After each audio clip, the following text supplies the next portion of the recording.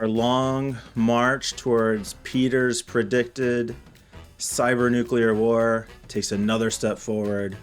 Peter's got today's not so critical update.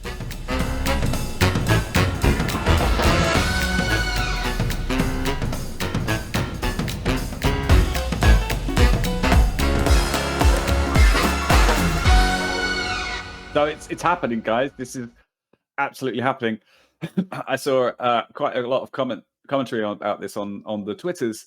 Massive cyber attack takes Ukraine military, big bank websites offline. It's basically a big DDoS, so distributed denial of service attack, where these servers are being like overloaded so that they stop functioning. And it's actually some fairly big targets this time. So like military and banks. Apparently there were some ATMs that stopped working in Ukraine. And some military operations were disrupted. So it's kind of a big deal. But the interesting thing is that this might just be a diversionary tactic for the real event. So when these big DDoS attacks happen, they're often, because they're quite easy to do, like, you get a bunch of infected machines from around the world to just hammer a particular location. And sometimes that's easy to do. And that can kind of be a smokescreen for some other, more high-profile, insidious attack going on elsewhere. That's already potentially in progress. It would be the theory. Yeah, exactly. We just haven't discovered it yet because of this other noise. Yeah, exactly. Well, this is let's not ignore the fact that there's like 130,000 troops, right, knocking on Ukraine's door as we speak, just standing posturing outside, with heavy artillery, and this could. In war, a really good strategy that is effective and has been used is to shut down critical infrastructure, right, of the country you're looking to go to war with. And also in war, the citizens, the civilians always want money, because money equals their freedom. But when the banks go down, when the banks close their doors, what are you supposed to do? How am I supposed to go to a neighboring country without any money? So obviously people are flooding to ATMs, trying to get as much cash as they can in the event something actually happens in Ukraine. And what better way to cause even more panic and distrust in the government and the banks when by just shutting them down? It's the best tactic from Russia. I also saw a lot of people saying that we shouldn't overreact to this, and saying that, hey, it's not such a big deal. It's just a couple of DDoS attacks, which I don't know. Maybe not. I think that the part that I have trouble with every time this comes up is just in the context of this, like, cyber nuclear war, right? How do we tie it back to state actors? With China, it's most of the hacking out of China can be tied back to the state. When it comes to Russia, it's much more cloudy, and the motivations are also much more clear. Generally, it's assumed that these are groups, if this is even attack coming from Russia, which we also don't know, we kind of suspect that because of the timing and the location. But even if that is true, it's groups who are at best loosely associated with the government, and the extent of their approval is just kind of a wink and a nod from Putin or from a Putin oligarch, which, again, not at all clear. Or it's just actual random cyber criminals taking advantage of the situation, or trying to cause chaos, or trying to execute some other attack. So I guess... Does it matter? Well, I think it does matter. We're going to, how does this escalation work? Is everybody on the same team trying to stop it? Or are we fighting against other countries who we think are promoting it? And I think that's what it comes down to. We had that case not long ago where Russia broke up, part of the REvil gang, right? And they got some credit for that. They got some good press for that. I told you I felt that was a publicity stunt. Yeah, which I agree with, but is it state against state, or is it everybody dealing with these individual independent actors?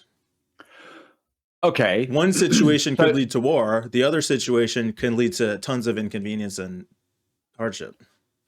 Yeah, Well, that's a good point. governments attack one another all the time. China has persistent threat actors, multiple groups. Russia has multiple groups of persistent threat actors that are constantly hammering Western governments and countries and intelligence groups and private um, spyware and cyber companies like security researchers or The in US the does. top. They have a cyber That's what defense I'm saying. Of force. course, yeah, of course, the United States does as well. Every country with a competent, or I shouldn't say competent, but every country with the means and the money will have this type of these types of cyber clandestine operations going on, because it's Sure. just the new way of espionage. It's Yeah, and it's not and even from an that espionage new. standpoint, that makes sense. We all know we're trying to spy on each other. We spy on people. We have our allies spy on other people for us, and we spy on people for that. Like, everybody knows this is going on, and I'm probably less concerned about that because we all, like, there are rules for that, right? Everybody knows what the deal is. Well, It's when you get the wild cards that all of a sudden things start going wacky. But where do we look? Who's to blame for that?